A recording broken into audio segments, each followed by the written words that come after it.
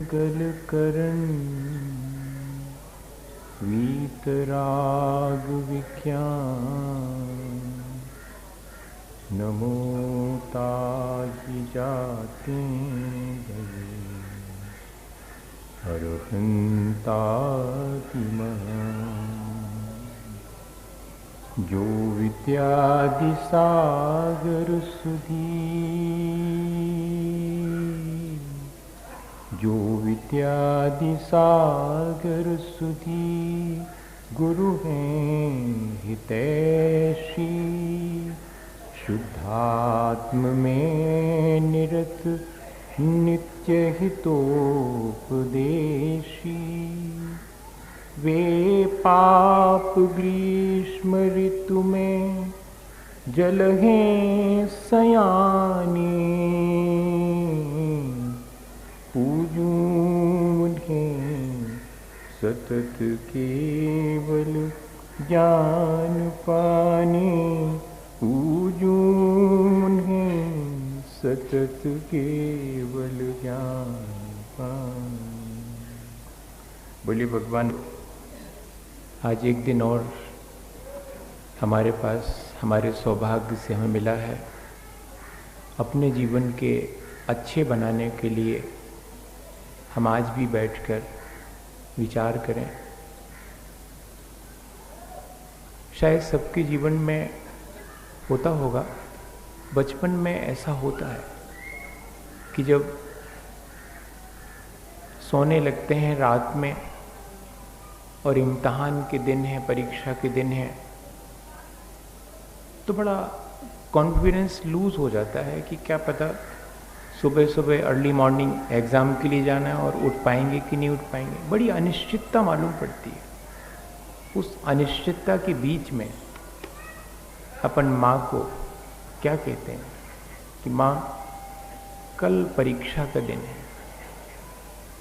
और मैं सुबह से जल्दी ना उठ पाऊँ तो तुम मुझे उठा लेना।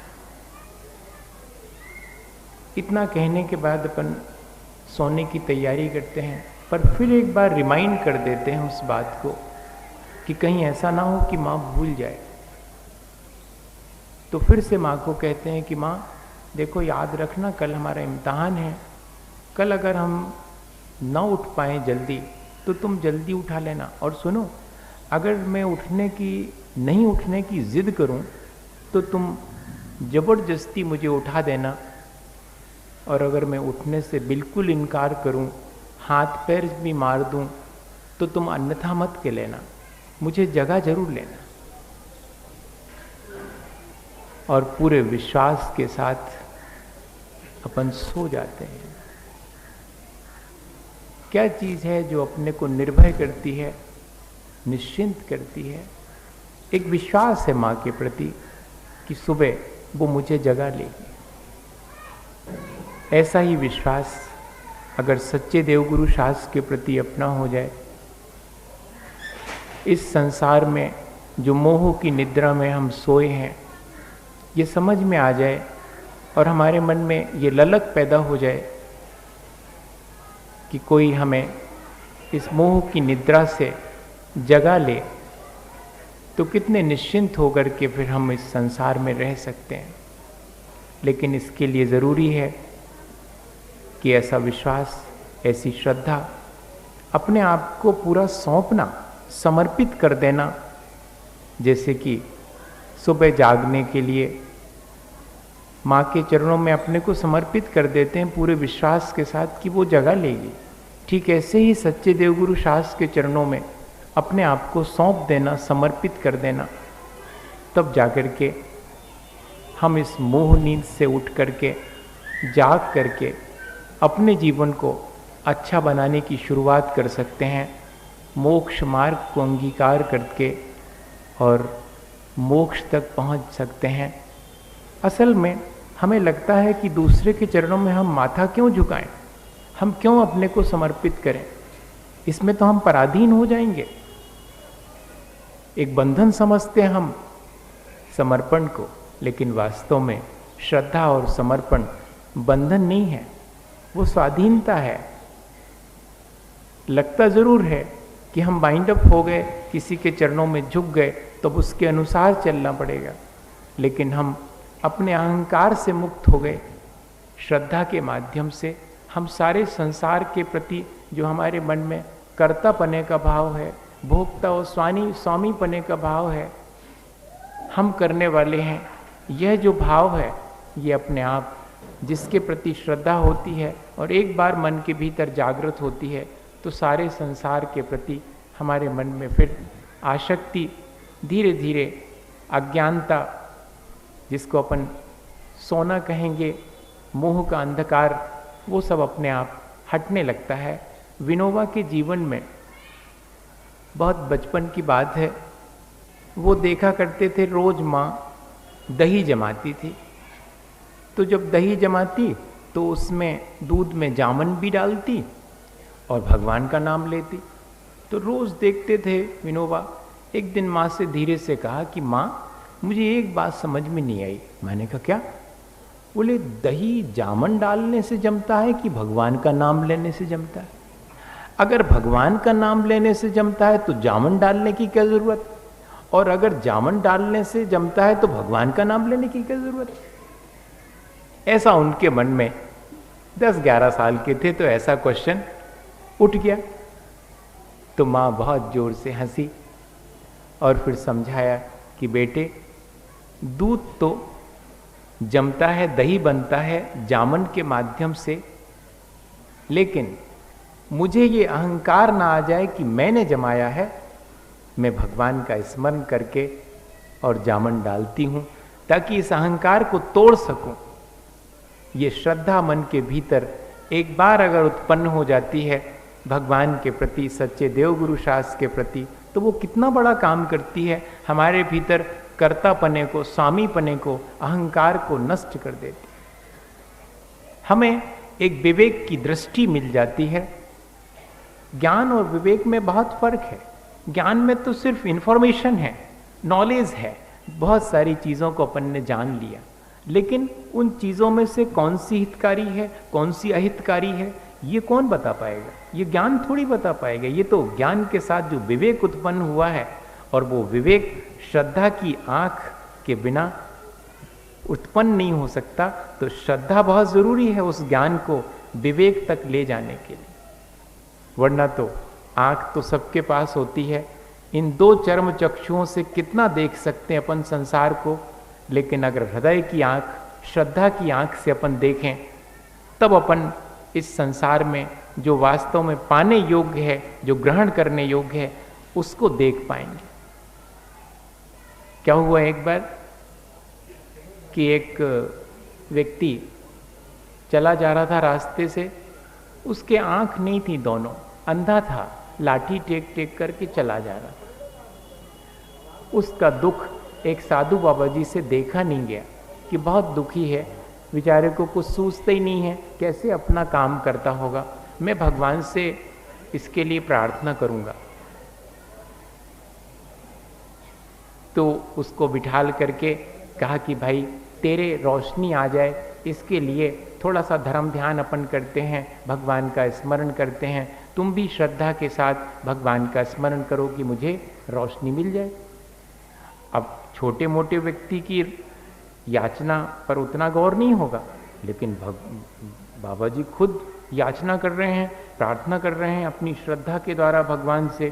तो ऐसा संयोग हुआ, ऐसा पुण्य का उस व्यक्ति का उदय आया कि इन्होंने भगवान से प्रार्थना की, धर्म ध्यान किया, और उसके मन में भी भाव अच्छे आए, और संयोग से उसके दोनों आंखों में रोशनी आ गई। बड़ा खुश हुआ, बाबा जी के पैर छुए और चलता बना। सबसे बड़ी चीज अपन के साथ ये है कि अपनी श्रद्धा स्वार्थपूर्ण होती है, और कुछ नहीं है। श्रद्धा तो है लेकिन स्वार्थपूर्ण है। स्वार्थ पूरा होने पर भी श्रद्धा टूट जाती है, और स्वार्थ पूरा नहीं हो तो भी श्रद्धा टूट जाती है। ऐसी अपनी बहुत कच्ची और कमजोर श्रद्धा है। उस व्यक्ति के भीतर भी बाबा जी के प्रति ऐसी ही श्रद्धा थी। जब आंखें नहीं थीं तो उसके मन में बाबा जी के प्रति बहुत श्रद्धा थी। कौन सी श्रद्धा थी? स्वार्थपूर्ण। बाबा जी के माध्यम से मेरे आंख में रोशनी आ जाएगी। तो जैसी रोशनी आई चलता बना वो।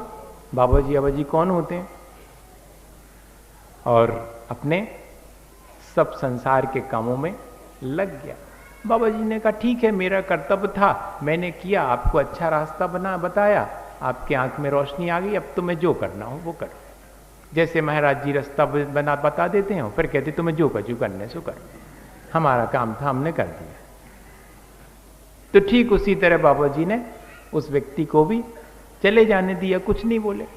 कुछ दिन के बाद, साल 2 साल के बाद, फिर एक दिन अचानक रास्ते से गुजरते वो व्यक्ति सामने से आ रहा था और बाबा जी की नजर उस पर पड़ गई। उसने भी देख लिया कि बाबा जी हैं, लेकिन अब नजर बचा करके उसने निकलने की कोशिश की कि बाबा जी ना देख पाए। पर सामना तो हो ही गया। अब जब सामना हो गया तो थोड़ी श्रद्धा तो व्यक्त करनी पड़ेगी। तो जाकर के बाबा जी के पैर छू लिए। बाबा जी ने धीरे से कहा कि शायद तुम वही व्यक्ति हो जिसके लिए मैंने रोशनी मिले ऐसी प्रार्थना की थी। बोले हाँ बाबा जी, हम वही हैं, आपने ठीक पहचाना। इतनी चर्चा के बीच उसके मुंह से गंध पहचान करके बाबा जी को बहुत दुख हुआ। बोले भैया, हमने तुम्हारे लिए भगवान से प्रार्थना करके आंख की रोशनी दिखाई, लेकिन तुम तो व्यसन में पड़ गए, शराब पीने लगा था वो व्यक्ति। तो बाबा जी को बहुत दुख पूर्वक ये कहना पड़ा।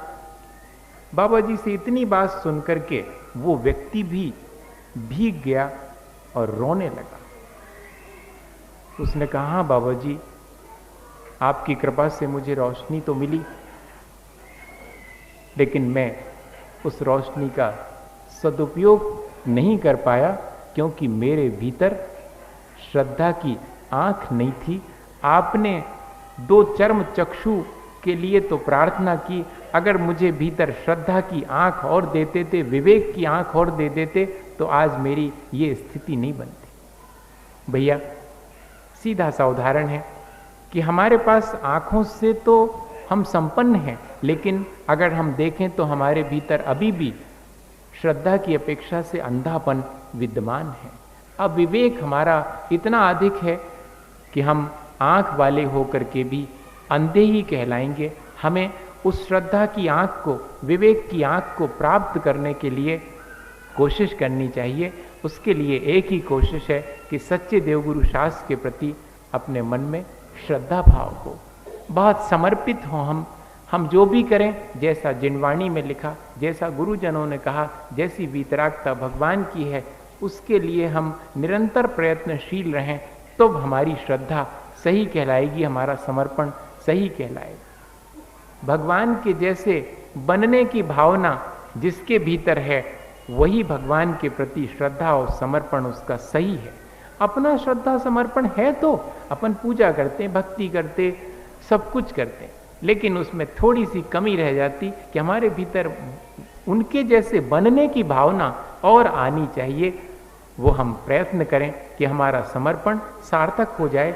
हमने समर्पित अपने आप को अगर सच्चे देवगुरु शास्त्र के चरणों में किया है, तो उनके जैसे बनने की हमारे भीतर ललक होनी चाहिए, हमारे भीतर भावना होनी चाहिए। तो हमारी अंदर श्रद्धा की आंख खुलने से हमारा अपना जीवन बहुत सुंदर हम बना सकते हैं, अच्छा बना सकते हैं और मोक्ष का सुख भी पा सकते हैं। असल में इसमें एक प्रॉब्लम आती है कि हमारी श्रद्धा तो है सच्चे देवगुरु शास्त्र के, लेकिन हम जैसो चाहें ऊंसो होए, जी गड़बड़ है। जैसो होए, जैसा होनहार होवे, जैसा होना होगा उसको हम स्वीकार नहीं कर पाते, हमारे अनुसार होना चाहिए। इसमें हमारा राग द्वेष हो जाता है। संसार की वास्तविकता यह है कि जिस वस्तु की जैसी योग्यता है वैसा उसका परिणमन होता है, लेकिन उस परिणमन को हम अपने अनुकूल बनाना चाहते हैं। बस यहीं से हमारा संसार श्रद्धा होते हुए भी हम बढ़ा लेते हैं। हमें संसार में जो कुछ भी घटित होता है उसमें हर्ष विषाद ना करके समता पूर्वक उसे स्वीकार करना, सहन कर लेना अगर आ जावे, तो हमारी श्रद्धा वास्तव में श्रद्धा कहलाने योग्य हो जाएगी। अभी हम सच्चे देवगुरु शास्त्र के प्रति श्रद्धा तो रखते हैं, पर अभी हर्ष विषाद, थोड़ा सा अपने प्रतिकूल परिस्थितियां बनी, विषाद से ग्रस्त हो जाते हैं, डिप्रेस हो जाते हैं और संक्लेश कर लेते हैं, तो संसार बढ़ा लेते हैं। थोड़ा अपने मन के अनुरूप काम हो गया, काम बन गया, तो देखा मैंने किया, उसका सारा श्रेय खुद लेकर के अहंकार कर लेते हैं। अहंकार और संक्लेश पर ही तो संसार टिका हुआ है हमारा, और क्या चीज है। हमें इन दोनों चीजों को जीतने के लिए श्रद्धा के आंख से, विवेक की आंख से अपने भीतर इन दोनों में कैसे समान रहा जाए, कैसे समता लाई जाए, कैसे संतोषपूर्वक जीवन जिया जाए, ये कला सीखना शेष है। अपन ये कला और सीख लें कि सुख और दुख के अवसर आने पर हम हर्ष विषाद कम से कम करें, ज़्यादा से ज़्यादा हम उन दोनों अवसरों पर समता भाव रखें, ज़्यादा एक्साइटेड ना हो और डिप्रेस भी ना, हम दोनों में समता भाव रख सकें। ये हमारी अगर साधना हम धीरे धीरे शुरू कर देते हैं, श्रद्धा पूर्वक शुरू करते हैं, फिर देखिएगा कि अपने जीवन को हम कैसे अच्छा नहीं बना सकते। हमारा जीवन अपने आप ही बड़ी आसान सी चीज है। हमने सच्चे देवगुरु शास्त्र का स्वरूप समझ लिया, ठीक, हमने सच्चे देवगुरु शास्त्र के प्रति अपने को समर्पित कर दिया, ये भी बहुत अच्छा, इतना काम तो हमने कर लिया। अब थोड़ा सा काम और बाकी रहा कि सच्चे देवगुरु शास्त्र के प्रति हमारी जो श्रद्धा और समर्पण है, हमें उनके जैसे बनने की भावना और जागृत हो जाए, और क्या अच्छा है क्या बुरा है ये विवेक जागृत हो जाए, और अच्छे बुरे सब में हमारे मन में समता भाव आ जाए। इतनी और साधना अपन को करनी है। जो शेष जीवन है अपना बचा है, उसमें अपन ने आधा काम तो कर लिया, थोड़ा काम और करने के लिए रोज रोज प्रयत्न अगर अपन करते हैं तो ऐसा नहीं है कि असंभव है, हमारे लिए संभव है। हम मनुष्य हैं, हमने इतना अपना विकास कर लिया है, थोड़ा सा काम और हमें करना शेष रहा कि हर स्थिति में और हम समता रख सकें, प्रतिकूल अनुकूल स्थितियों में संक्लेश और अहंकार न करें, तो हम अपने संसार से पार होने के लिए रास्ता बना सकते हैं। एक छोटी सी घटना आपको सुनाता हूँ। क्या हुआ, एक बार एक बाबा जी थे, वृद्ध बाबा जी को भी बाबा जी कहते हैं। बाबा जी का मतलब साधु जी भी होता, और बाबा जी मतलब बहुत वृद्ध थे, इसलिए बाबा जी। हमारे यहाँ पर हमारे साथ में हैं बाबा जी, तो उनको हम बाबा जी कहते हैं। अब वो साधु तो नहीं है, अब बनेंगे धीरे धीरे, लेकिन जब उनको बुलाना होगा बाबा जी को बुला लो। तो वृद्ध की अपेक्षा से तो वो बहुत वृद्ध थे बाबा जी। उनके पास में क्या क्या चीजें थी? दो ही चीजें थी, एक बेटा था और एक घोड़ा था। अब दोनों में कोई ट्रेनिंग नहीं है, लेकिन था उनके पास। कहाँ एक तरफ कोई नहीं था उनके गृहस्थी में, बस उनकी गृहस्थी में दो ही चीजें थीं, एक बेटा था और एक घोड़ा था। उसकी खूब सेवा करते थे, और बेटे को बड़ा करने के लिए, सास संभाल के लिए जो भी हो सकता था वो करते रहते थे। बस इतना ही उनका गृहस्थ जीवन का काम था, कर्तव्य था कि घोड़े की सेवा करना और बेटे को धीरे धीरे उसके बड़े होने में मदद करना। अब एक बार क्या हुआ, गांव का मामला, तो गांव में तो ऐसा होता कि सबको एक दूसरे की खबर रहती, अच्छी बुरी सब खबरें गांव में। शहर की बात अलग है कि 6 खंड के मकान में कहो नीचे वारो चलो ही जाए ऊपरे, हमेशा के लाने, वो ऊपरे वाले को ने मालूम पड़े कि जी चले गए हैं। इतना बेखबरी हो गई आज, अपन उसको फॉरवर्ड मानते हैं, बहुत बड़ा अच्छा काम मानते हैं।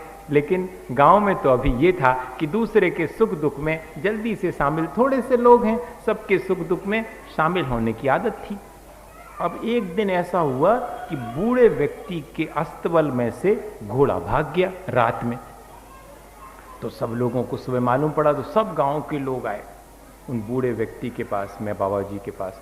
बाबा जी ये तो बहुत बुरा हुआ, एक ही तो आपके यहाँ घोड़ा था इतना सुंदर सा, और वो भी भाग गया। लोगों ने ये सोचा था कि बूढ़े बाबा जी सिर पर हाथ रखे हुए और बहुत दुखी मिलेंगे अपन को, रो रहे होंगे, लेकिन बाबा जी तो अपने काम में लगे हुए थे। बाबा जी ने उनकी संवेदना को ठीक ठीक सुना, पर तुरंत बोले कि ये मत कहो कि अच्छा हुआ कि बुरा हुआ, सिर्फ ये कहो कि कल तक मेरे यहां पर घोड़ा था, अब घोड़ा भाग गया। तो लोग समझे, अगर कोई समता पूर्वक अपना जीवन जिए तो लोग समझते कि ढीलो होगा थोड़ा, है ना। तो वो लोगों को भी यही लगा, कहने लगे बाबा जी को मैं सही दुख है घोड़ा के भगवे को, अब बाबा जी को तनक चित्त ठीक नहीं है, अपन तो संवेदना दिखाने के लिए आए कि बुरा हुआ बाबा जी का घोड़ा था और वो भी चला गया, एक तो ले दे करके घोड़ा था, वो बाबा जी तो थोड़े विक्षिप्त से हो गए, लगता कह रहे हैं कि अच्छा हुआ बुरा हुआ ये मत कहो, घोड़ा था अब नहीं है, बस इतना ही कहो। ठीक है भाई, लौट गए लोग, आए तो थे उनके दुख में शामिल होने के लिए, लेकिन बाबा जी तो दुखी नहीं थे, अब क्या शामिल हो। 2-4-8 दिन बीते और 2-4-8 दिन के बाद सुबह सुबह सब लोगों ने देखा कि अस्तबल में बाबा जी के वो जो घोड़ा भागा था वो भी है और उसके साथ 2-4 घोड़े और आ गए। अब सब लोग बड़े प्रसन्न मन से और फिर बाबा जी के पास कहले बाबा जी बहुत अच्छा हो गया, अच्छो भग गओ तो घोड़ा मनो आ गओ और 3-4 और ले आओ संगे।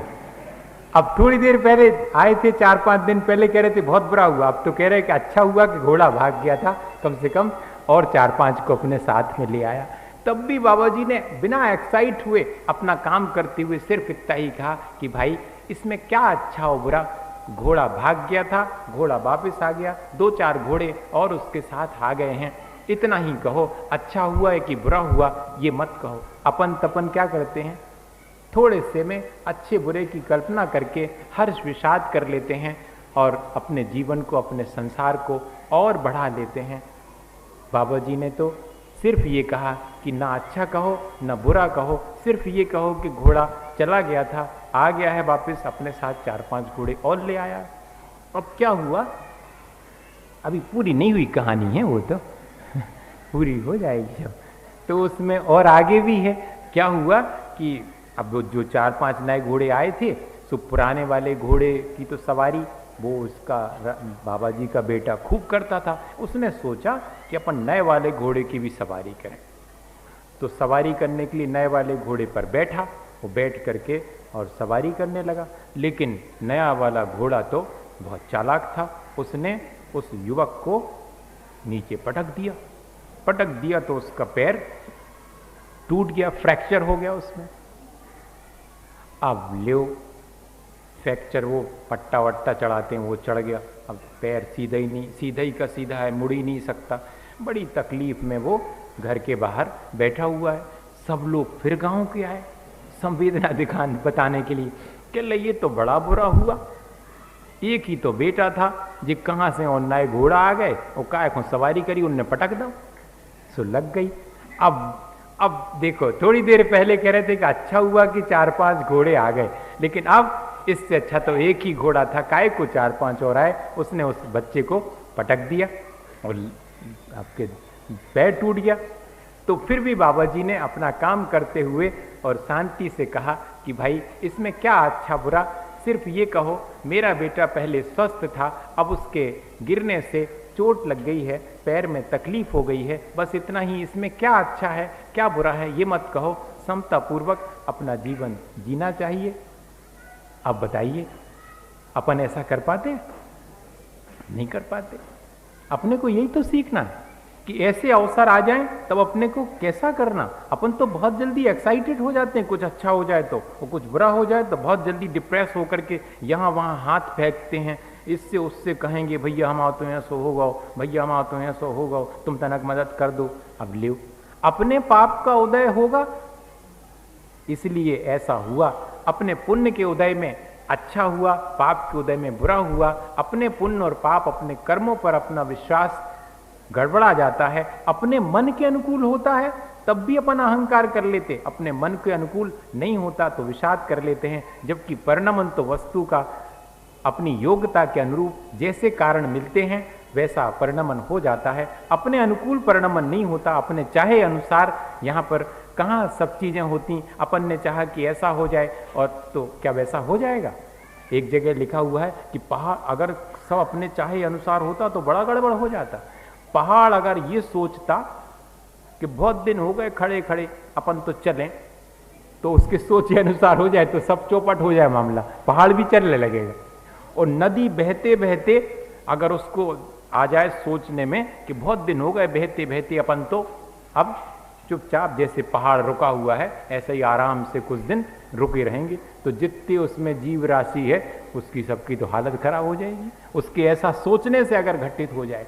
भैया कहने का आशय ये है कि हमारे सोचे अनुसार जैसा हमने सोचा वैसा ही हो, ऐसा कोई ज़रूरी थोड़ी है। जैसा परिणमन वस्तु का उसको जैसे निमित्त कारण मिलते हैं वैसा होता है। ये तो अपना अहंकार है कि अपन अपने अनुसार वस्तु के परिणमन के लिए उत्सुक रहते हैं। जिसके भीतर श्रद्धा है, जिसके भीतर विवेक है, वो तो सिर्फ समता रख के और अनुकूल प्रतिकूलताओं को आसानी से जीता है, और संसार में जीने की कला यही है। अभी क्या हुआ, उसका पैर टूट गया था। अब पैर टूट गया था, उतने में पड़ोसी राजा का हो गया आक्रमण इस राज्य पर। तो सबके घर में से एक एक जो नवयुवक है उसको सेना में जाना पड़ेगा, ऐसी मुनादी गांव में